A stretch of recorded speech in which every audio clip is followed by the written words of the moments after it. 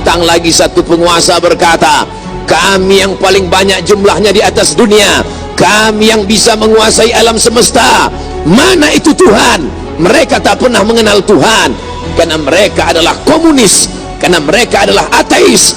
Agama bertentangan dengan komunis, agama bertentangan dengan keyakinan ateis. A tidak, T Tuhan, is keyakinan, ateis keyakinan yang meyakini tidak ada Tuhan. Mana itu Tuhan? Tidakkah kita melihat ucapan mereka sama seperti ucapan Fir'aun, yang keluar dari mulut mereka sama seperti yang keluar dari mulut Namrus? Mana kuasa Allah? Allah mengirimkan bakteri-bakteri kecil, kuasa itu pun roboh, hancur, berkeping. Bismillahirrahmanirrahim. Dikutip tribunnews.com dari Daily Star, Jumat 21 Februari 2020, sebuah rekaman video menunjukkan kelompok belalang terbesar di dunia mencoba menyerang Cina. Sebelumnya, ribuan belalang tersebut telah merusak jutaan hektar tanaman di seluruh Afrika Timur dan kini telah mencapai perbatasan Cina. Sebuah video pendek menunjukkan ribuan belalang itu sudah mencapai di perbatasan Xinjiang di barat negara pada 15 Februari 2020. Belalang tersebut terbang melintasi Laut Merah ke Eropa dan Asia dalam beberapa hari terakhir. Negara yang berbatasan dengan Cina seperti Pakistan baru-baru ini juga menyatakan darurat nasional setelah ribuan belalang menyerbu kawasannya. Meski demikian, Cina mengklaim telah melakukan antisipasi untuk menahan gemburan miliaran pasukan belalang. Mereka mengklaim teknologi modern yang mereka miliki bisa menahan ribuan belalang yang mengacaukan Afrika tersebut. Seorang pakar menuliskan keberadaan belalang itu bisa menimbulkan ancaman besar ke Cina, Thailand, Laos, dan Vietnam. Sebuah rekaman video menunjukkan kelompok belalang terbesar, miliaran mungkin jumlahnya, di dunia sedang menyerang dan menyerbu Cina dalam beberapa saat lagi. Wa kana mulkuhu 400 sanah. Begitu disebutkan dalam kitab sejarah. Wa kana mulkuhu 400 sanah. Dia berkuasa 400 tahun lamanya. Penguasa tunggal syarqan wa gharban, dari mulai belahan timur dunia sampai ke barat, tunduk dalam kekuasaannya. Lalu kemudian datanglah Nabi penyeru kepada tauhid menghadap penguasa yang hebat, raja segala raja di atas dunia. Menyembahlah kepada Allah. Lalu apa jawabnya?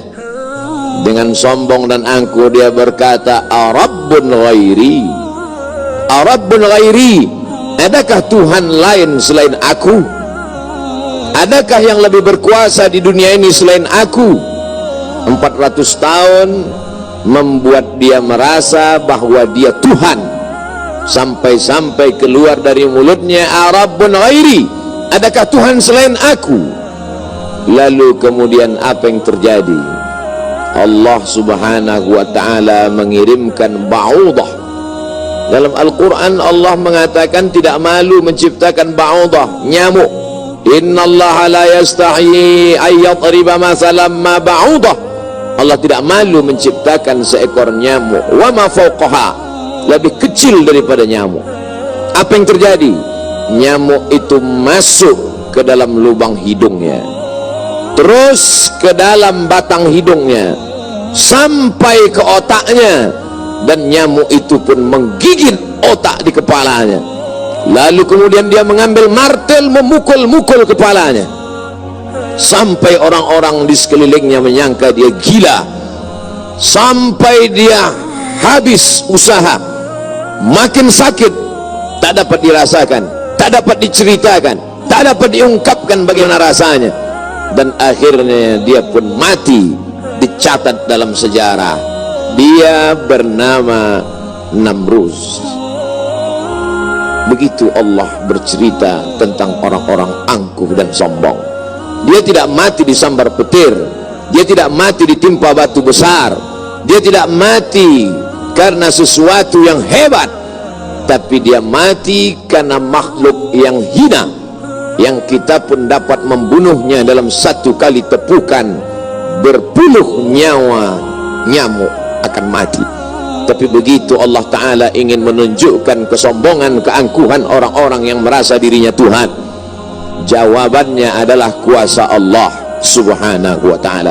Hari berganti, musim berubah, dunia ini diisi oleh orang-orang yang angkuh dan sombong. Selesaikah dunia dengan matinya Namrus? Tidak. Lahir lagi generasi yang lebih canggih daripada Namrus, lebih kejam daripada Namrus. Apa yang dia lakukan? Yuzabbihuna abna'ahum wa yastahyuna nisa'ahum. Lebih sadis daripada Namrus. Anak laki-laki disembelih hidup-hidup, anak perempuan dibiarkan karena tidak melawan. Anak laki-laki yang dia nampak dalam mimpinya akan menarik mahkota kekuasaannya, anak perempuan dibiarkan melahirkan. Sampai pada akhirnya ketika dia berkata dengan lantang, kalimat berbeda, substansi makna yang sama, ana rabbukumul a'la, ana, aku, rabbukum, Tuhan kamu, a'la, yang paling tinggi. Ternyata kekuasaan boleh bisa merubah makhluk merasa menjadi khalik. Orang kalau sudah terlalu lama berkuasa, melihat manusia tertunduk-tunduk ketakutan, maka berubah dalam dirinya, berkata, kaulah yang paling berkuasa, engkau adalah Tuhan. Itu pernah terjadi pada Namrus dan menular kepada Farao. Al-Quran menyebut dia Fir'aun. Ana, aku, Rabbukumul a'la, Tuhan kamu yang paling tinggi. Bagaimana cara Allah mematikan Fir'aun? Diceritakan dalam Al-Quran. Falamma adrakahul gharaqu, ketika dia tenggelam di tengah laut merah, masuk air itu ke dalam tenggorokannya dan masuk ke dalam lehernya, terus ke dalam dan masuk ke dalam paru-parunya. Sebodoh-bodoh anak kecil tidak akan ada air masuk ke dalam paru-parunya. Anak kecil yang belajar minum, kalau sampai air masuk ke dalam saluran nafasnya, dia pasti akan tersedak. Tersedak adalah kuasa Allah. Kenapa? Karena ada saluran nafas, ada saluran minum. Udara tidak akan mungkin diisi air, karena kalau sampai air masuk ke saluran udara, maka hancurlah paru-paru. Allah ciptakan satu kuasa bernama tersedak. Tersedak adalah kuasa yang paling ringan. Anak kecil yang tak ada daya upaya pun pasti akan tersedak. Tapi Allah ingin menunjukkan kepada Fir'aun, jangankan untuk menggenggam dunia, jangankan untuk membunuh Musa, jangankan untuk mengejar Bani Israel, untuk tersedak pun kau tak kuasa, wahai Fir'aun. Apa yang terjadi? Fir'aun mati. Kenapa Allah mematikan Fir'aun dengan air? Kenapa tidak dengan batu? Kenapa tidak dengan petir yang menggelegar? Mengapa dengan air? Karena dulu bayi yang tak berdaya itu dihanyutkan ke tengah air. Wa auhayna ila ummi Musa, kami wahyukan, kami ilhamkan, kami bisikkan ke hati ibu Musa, an ardi'ihi, susukan anakmu. Fa in khifti alaihi, kalau kau takut anakmu ini akan disembelih Fir'aun, fa alqihi fil yammi, hanyutkan dia ke sungai. La takhafi, jangan kau takut, wala tahzani, jangan kau sedih, inna radduhu ilaiki, kami akan mengembalikannya kepada engkau sesuai dengan cerita yang kami kehendaki. Waja'iluhu minal mursalin, dan kami akan menjadikan dia salah satu daripada rasul yang kami pilih. 5 di antara rasul itu, salah satunya adalah Musa alaihi salam. Musa, bayi yang tak berdaya, dicampakkan ke laut, dicampakkan ke sungai Nil, selamat. Bayi yang tak dapat berenang, bayi yang tak ada kuasa, bayi yang tak ada daya upaya, selamat di atas air. Tapi penguasa, raja di atas raja, segalanya, bukti-bukti kuasanya sampai hari ini menjadi bukti. Satu di antara 7 keajaiban dunia adalah piramid yang dibangun oleh Fir'aun.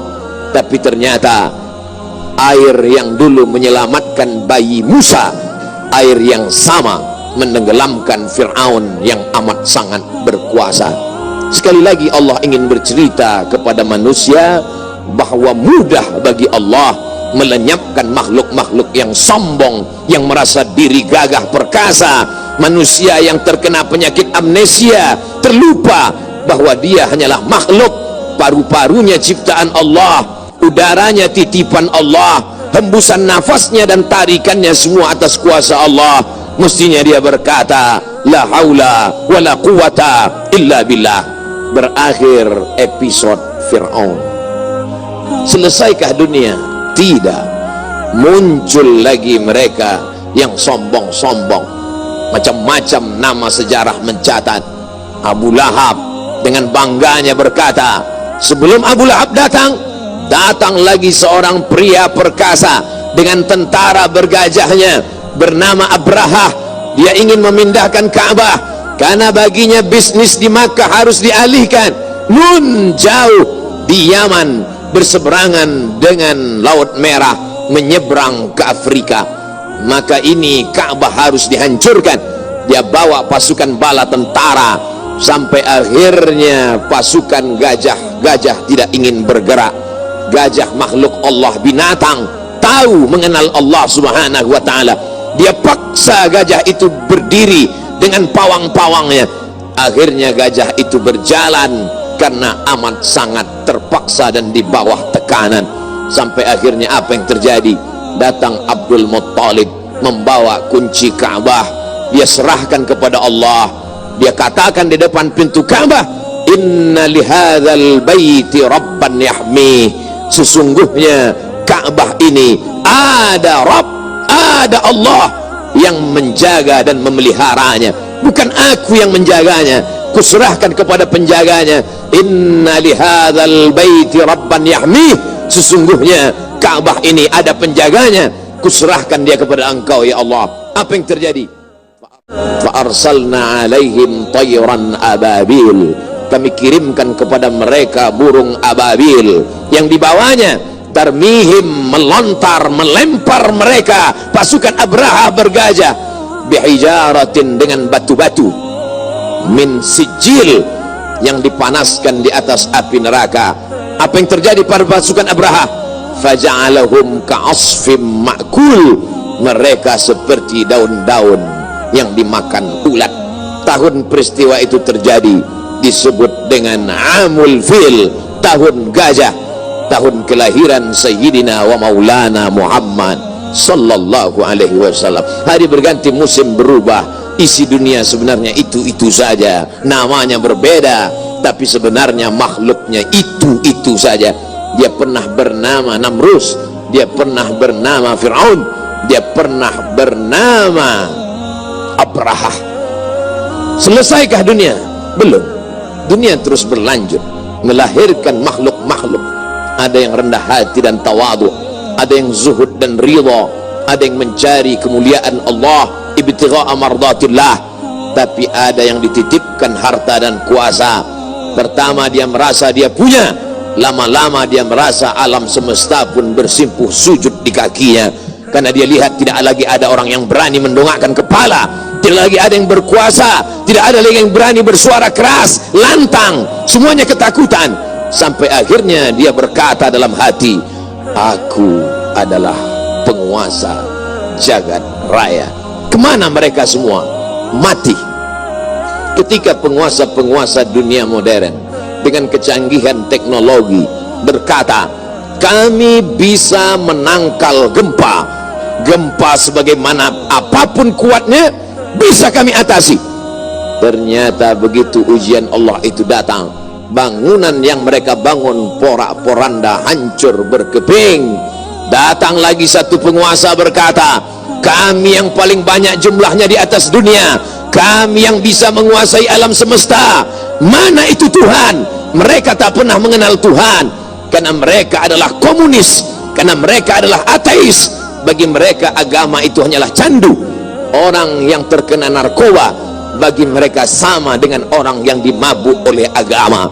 karena bagi mereka agama ini hanya opium saja. Manusia yang stres, manusia yang depresi, lalu dia menjalankan agama bertentangan dengan komunis, agama bertentangan dengan keyakinan ateis, tidak, Tuhan, keyakinan ateis, keyakinan yang meyakini tidak ada Tuhan. Mana itu Tuhan? Tidakkah kita melihat ucapan mereka sama seperti ucapan Fir'aun, yang keluar dari mulut mereka sama seperti yang keluar dari mulut Namrus? Mana kuasa Allah? Allah mengirimkan bakteri-bakteri kecil, kuasa itu pun roboh, hancur, berkeping. Barakallahu li wa lakum fil Qur'anil azim.